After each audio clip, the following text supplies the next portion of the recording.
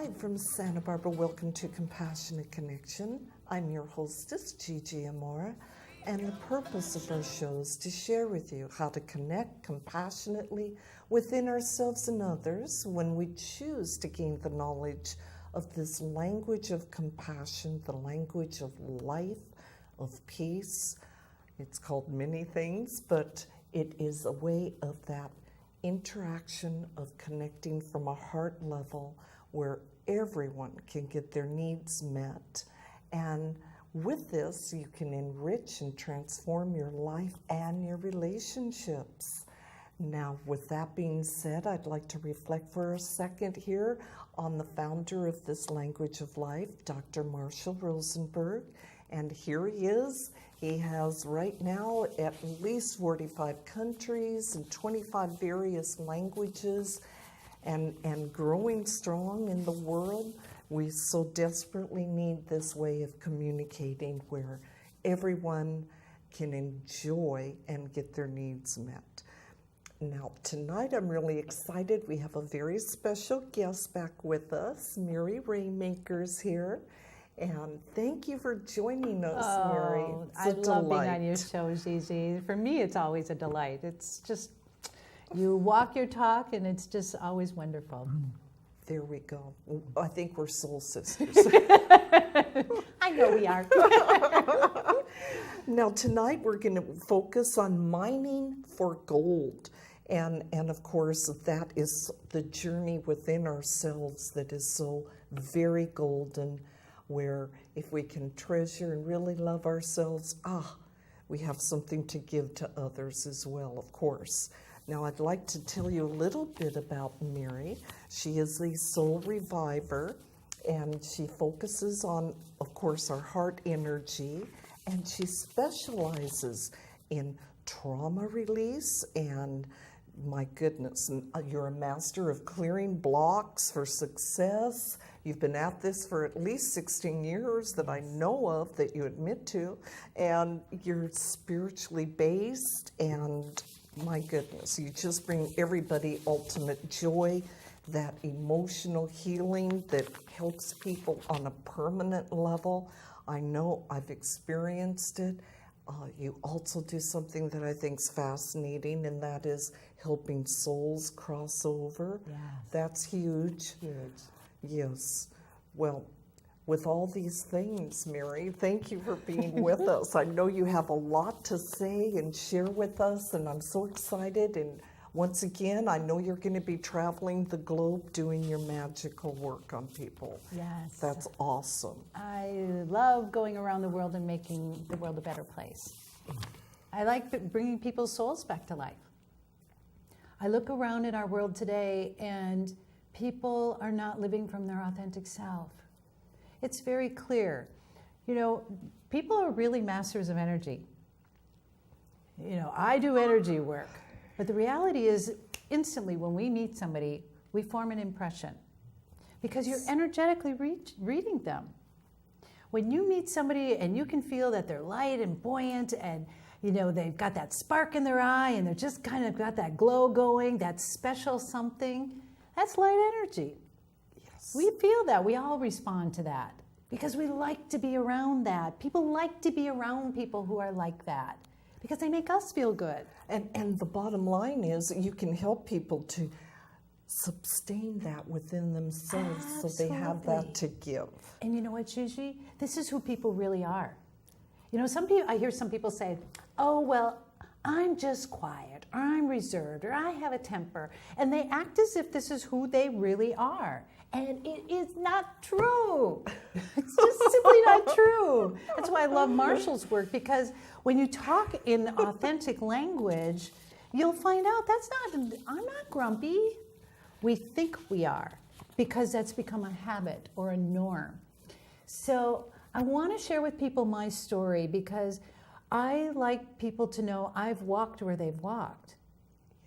And if I can clear it, one of my promises, once I found what I do and it helped me, my promise has been, I don't want anyone to go through what I've gone through, because it's not necessary any longer. What a gift. Yeah, because I can take what I've learned and then help others. Because you see, when we go through pain, it actually opens up our heart more. I've heard it said, it's an ancient proverb, that the more pain you go through, the more it opens up your heart. The deeper you go into those painful emotions, the higher you can actually go into the more positive. It's like it's got the reciprocal other end. So that's how we open up our hearts. If I've gone through pain and I see someone else going through pain, I feel what they're going through, even if I don't know exactly. But if you've lost someone and you meet someone who's lost someone dear to them, you know what they're going through and you have compassion for them. You have empathy for them. So I want to share my story because I want people to know I know what they've gone through. Yes. I've had a very unique life in the sense that I feel like I've actually experienced everything that people have gone through out there, which is pretty unique. That is. So I was raised in the Midwest. My father worked in a factory. My father's side of the family were farmers. My mother's side, they worked in building the roads and clearing the roads in the wintertime.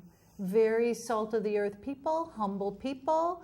I was not raised with a lot of money. I was raised in a very simple setting. I'm one of 5 siblings. So we were considered a normal family at that time, although it's large for today's world. And so I'm the Midwest girl, the heartland of America, where people are very genuine, very, very genuine. They will give you the shirt off their back.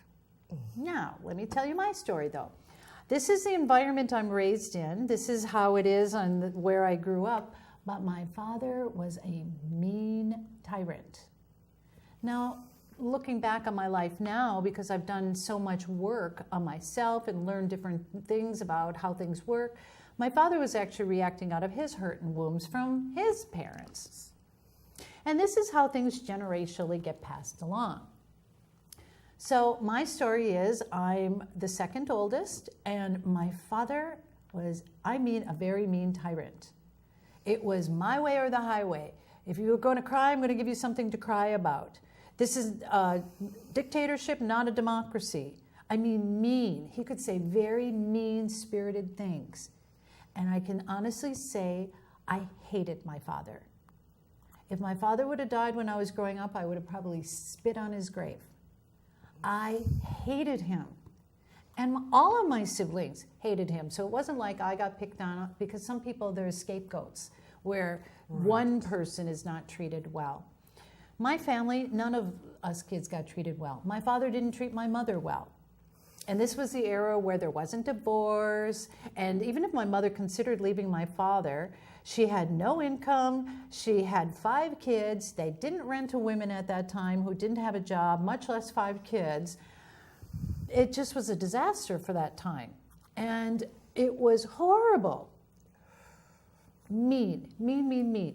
I was smart enough when I was little. I knew this is not right.